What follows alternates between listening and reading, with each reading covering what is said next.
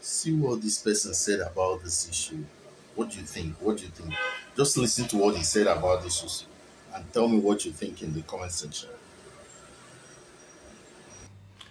In Ekiti State, the incumbent governor, Governor Abiodun Oyebanji, APC, has over 1,000 billboards all across the state.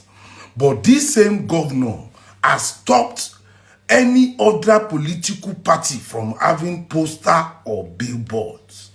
Is this democracy? INEC, Oyebanji is in court over his primaries, and court has stopped you from putting his name as one of the candidates. You are able to effect the judgment on PDP by removing their name, but you forget to remove Oyebanji's name from the list of the candidates or aspirants. INEC, you are already biased in Ekiti. The action that you are showing us is showing that you are already biased. It shows that you are already following APC. How can Oyebanji have 1,000 billboards and other aspirants, other political party cannot have one? He's asking them to be paying 5 million per billboard. Who does that? INEC. Who? You people are making peaceful change difficult.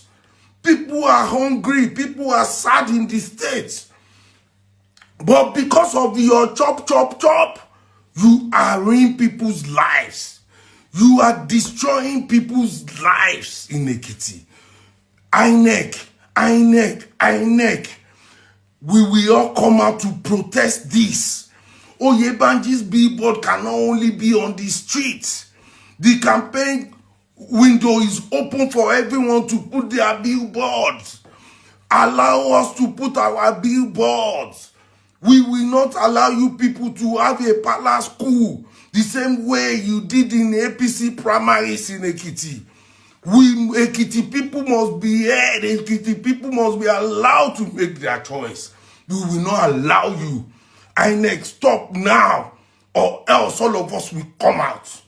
This is not time to do hanky-panky with people's life.